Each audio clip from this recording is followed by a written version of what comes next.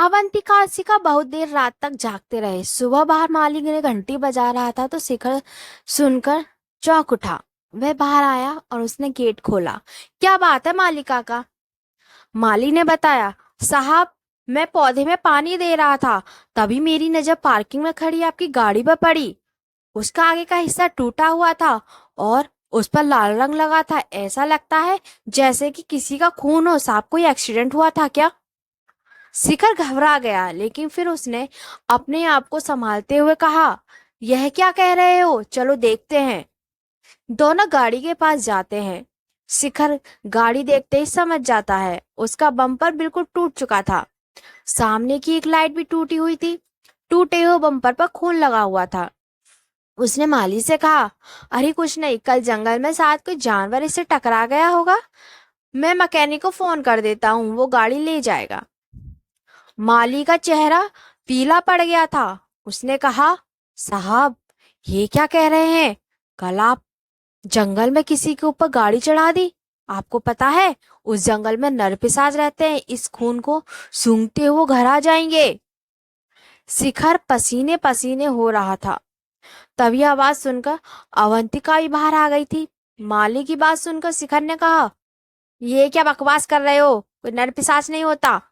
जरा सी बात का बतंगड़ बना रहे हो, जाओ अपना काम करो। माली चुपचाप चला जाता है। तभी अवंतिका उसे रोकती, माली काका, क्या बता रहे थे आप? माली ने बताना शुरू किया, साहब, यह इलाका एक आदिवासी कबीले का था। वहां के लोग इस जंगल में रहते थे।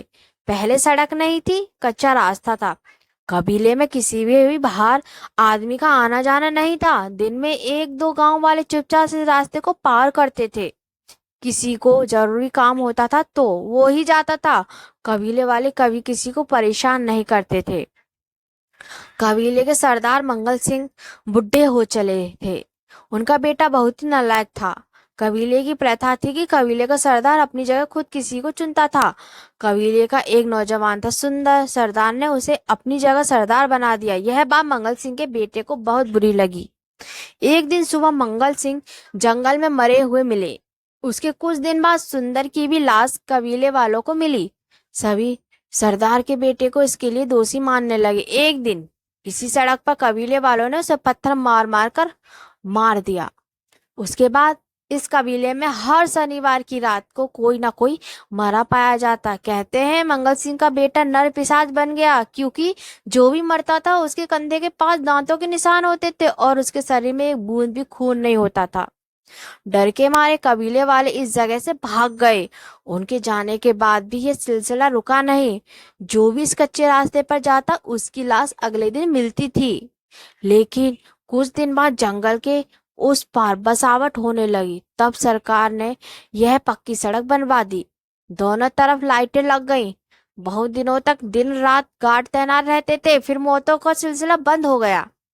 सबको ये लगता था कि वह नरपिशाच भी मर गया, कहीं भाग गया। लेकिन कुछ साल बाद उस रास्ते से एक पति पत्नी, जिनकी कार खराब हो गई थी, पैदल जा रहे थे।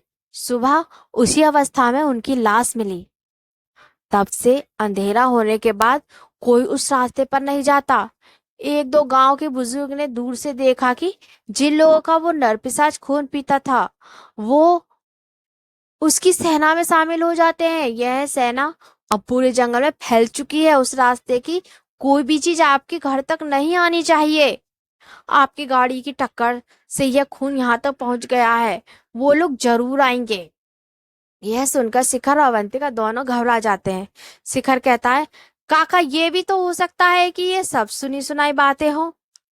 माली काका ने कहा, साहब, मेरी बातों को नजरअंदाज मत कीजिए, नहीं तो बहुत पछताएंगे। अगर जंगल में किसी को आपको गाड़ी से चोट लगी है तो नरपिशाच आपको ढूंढते हुए आएंगे जरूर। अवंतिका ने कहा, काका, अब क्या करना चाहिए? माली काका ने कहा, मैम साहब, फिलहाल तो आप घर पर ही रहिएगा। दूसरी बात, गलती से भी उस रास्ते पर कहीं मत जाना। आप या आपसे जुड़ा कोई भी इंसान उधर नहीं जाना चाहिए। मैंने सुना है नरपिशाचों की सूंघने की शक्ति बहुत तेज होती है। आप या आपसे जुड़ा कोई भी व्यक्ति उस जगह गया तो वो उसके साथ आपके घर तक आ जाएंगे। साहब मेरी बात मानो तो इस गाड़ी को या तो बेच दो या इसे आग लगाकर खत्म कर दो। शिखर बोला, काका डरो मत, आज के जमाने में ये सब नहीं होता। आप जाओ अपना काम करो। माली काका चल दिए। जाते जाते उन्होंने कहा, मेम साहब मेरी बातों को नजरअंदाज मत करना, नहीं तो इसका अंजाम बहुत बुरा होगा। शेष आगे।